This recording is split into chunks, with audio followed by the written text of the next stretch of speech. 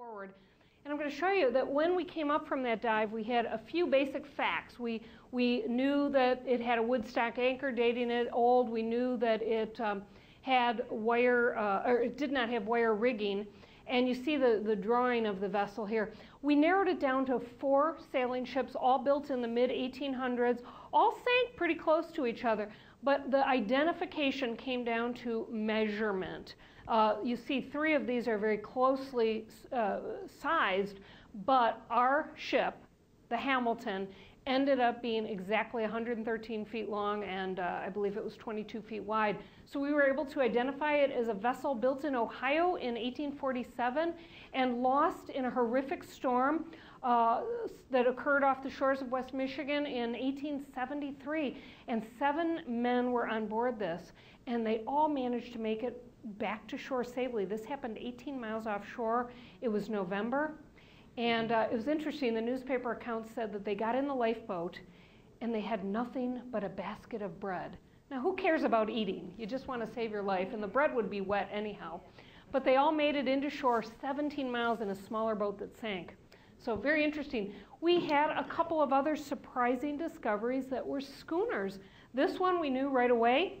A schooner, there's the bowsprit, the shape. We could size it down to 60 feet. So before we ever got down there, we narrowed it down to 2 vessels, 2 schooners that we knew were 2-masted vessels.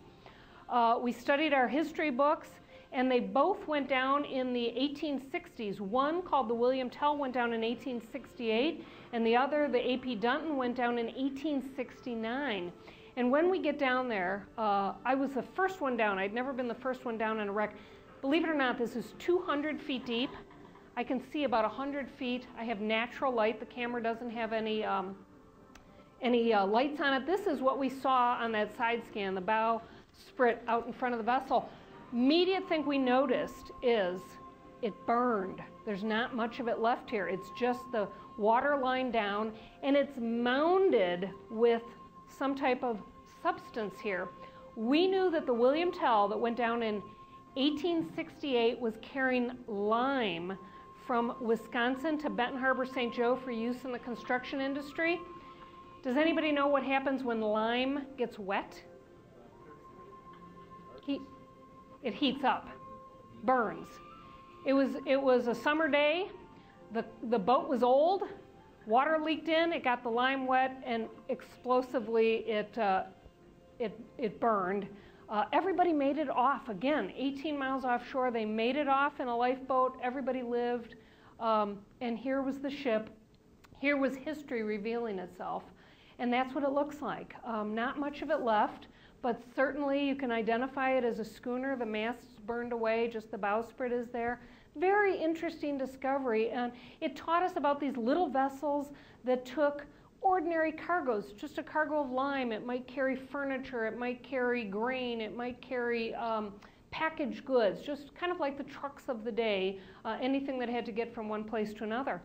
And then last year we had this interesting image, which again we knew was a sailing vessel, and we could measure it off this, and it was interestingly 165 feet long, and we knew that a vessel called the Hattie Wells had been lost in 1898, and here's a picture of the Hattie Wells. We knew, just looking at that side scan, that we had found the Hattie Wells.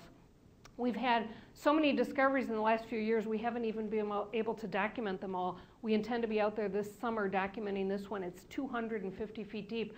I should just briefly mention the Hattie Wells was engaged in the lumbering trade. That was big business in Michigan. Our roots here are largely fur and lumber, and so these vessels were built and owned a lot of times just to take lumber across the lakes. But now we're talking the sailing vessels evolved into the propeller vessels. We harnessed the wind with the sailboats, but now we're harnessing steam power with the propeller vessels. And they came into being actually in the early 1800s. The first vessel, this looks like a sailing vessel. It's actually the Vandalia, built in, I think it was 1841, Great Lakes' first propeller vessel. They didn't really trust this newfangled steam power, so let's put a sail on there in case we have to. So that's how they got their start. But one story of a propeller vessel captured our interest and made us want to go out searching for this.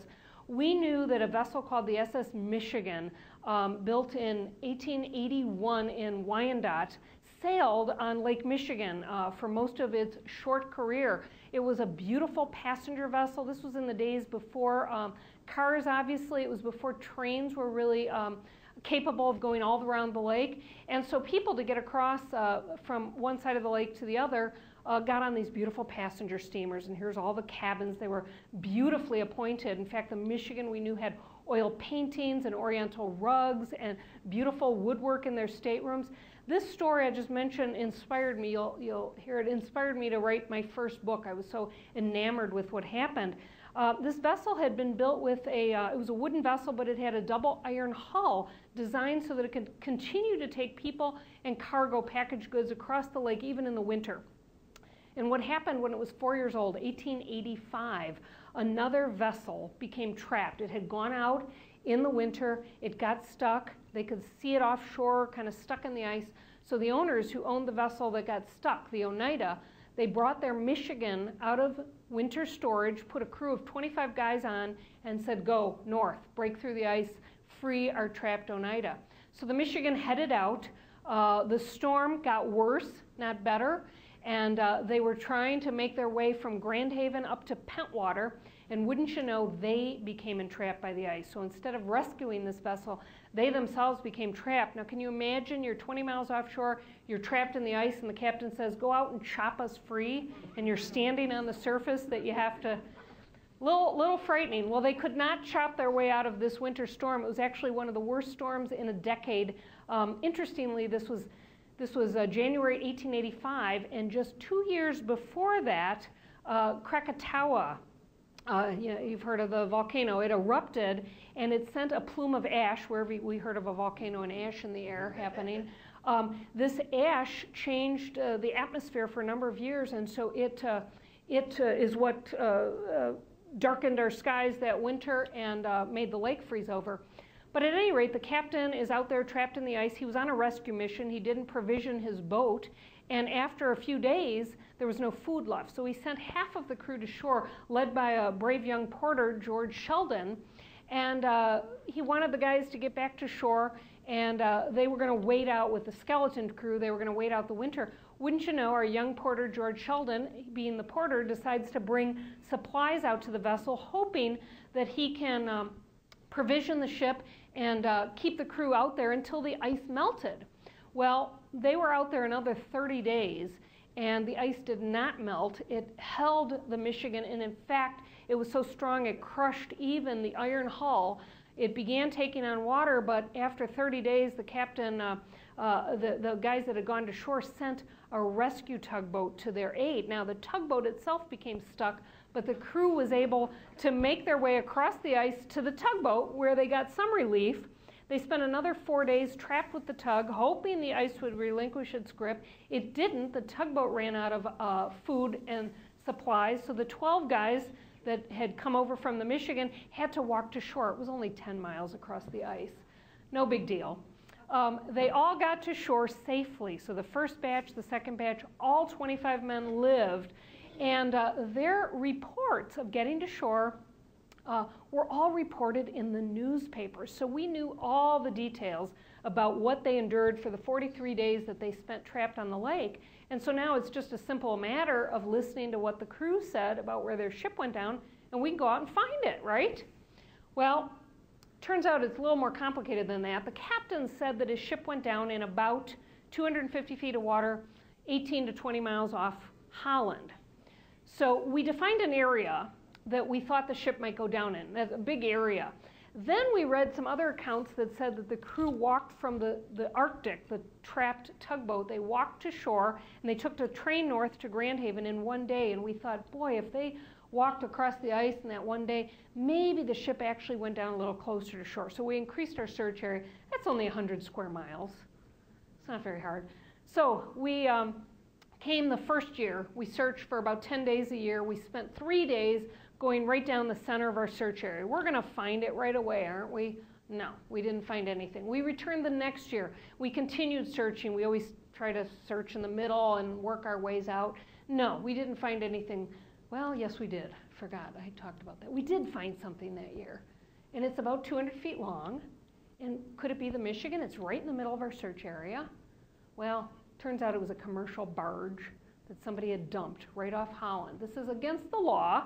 It was probably a marine salver that had a barge that was too old to scrap, and he dumped it out there, but he really fooled us because we had to come back now a third year, and then we decided, we get impatient, we decided to break up our search area into little areas, and our goal was to accomplish one area a day. Remember, we're mowing the lawn. And so we came back the third year, and we covered, one day we covered about 8 square miles, the next day another 8 square miles. We were, of course, looking closer to shore. It's always nicer if we can find something in shallower water. But we thought, let's listen to the captain. The captain said his vessel went down in deep water. So we searched another couple days. And now we're on our 9th day. We have 1 day left. This is 2006. We get out there. We pick the closest one to shore, ran our first lane of the day. And as you can imagine, bingo, finally. It only took 3 years. This side scan image looked a lot more like what we would expect of the Michigan, so we were a little bit more hopeful going down, taking a look, but we had been fooled before. We had been fooled by the barge, and as you saw, there were a number of other vessels that got in our way of our search for the Chicora in the early years, but now we're down there looking for clues, and we saw the ship's wheel. This confused us because we actually had the blueprints of the Michigan, and it only showed a single wheel, so that surprised us. But now this is forward of the wheel. This is called a capstan. It helped raise and lower the anchors. And we knew that capstans always had engraved names on the cover, but it's covered with these zebra mussels. So while one group of people is looking at the bow, we're looking at 2 huge woodstock anchors. They're in a fixed position, which was a good sign we'd found a vessel lost in the ice, because if it hadn't been in the ice, it might have set its anchors. So now that's a good sign. The construction is a good sign. But the engraving, well, wouldn't you know, when we brushed it off and filmed it, it said SS Michigan. That's the best kind of proof you can have. And so here's what the whole vessel looks like. It's hard to see at that depth and with the darkness. And wouldn't you know that iron hull is still in pretty good shape. There's a hole on the other side where the ice crushed it in. But the upper works, all those beautiful cabins, are all fallen down. Now what we think happened is we think that it hit bottom, probably hit bottom stern first, and the upper cabins are typically built less sturdy than the hull, and so we think everything collapsed when it hit the bottom. But here was that double wheel we were looking at. We think that was installed after the fact. That accounts for its different design. A double wheel gave you more power. You could put more men on it that we didn't have power steering back then, so it took manpower to turn these wheels. One of the down smokestacks there, and we even found a life raft out in the sand. So that was the discovery that we'd spent 3 years looking for. And deep within the stern, one of our teammates, Robert Underhill, he's from Kalamazoo, he shot this beautiful image deep in the stern. I call this the lantern room, and I knew that our young crew member, George Sheldon, the porter, would have spent much time keeping the lanterns lit. There were oilers right down here on the floor to light these lamps. So if this isn't amazing, now you're not seeing the glint of gold. We only wish. There is no gold or silver in the Great Lakes, but these are brass lanterns and really a time capsule. We knew that the crew was in this room just moments before the ship went down. We were able to actually track, my associate Ross Richardson tracked George Sheldon's grave to Grand Haven, and so we went and visited this young crew member's grave and kind of thinking, isn't this amazing that we can come this close to history? George Sheldon was 21 when this happened. He only lived 4 more years. He had actually gone back and forth on the ice multiple times to resupply both the tugboat and the Michigan, and his health was never the same, so he died a young man, but we found him. And so it was very a great conclusion to be able to put to this story.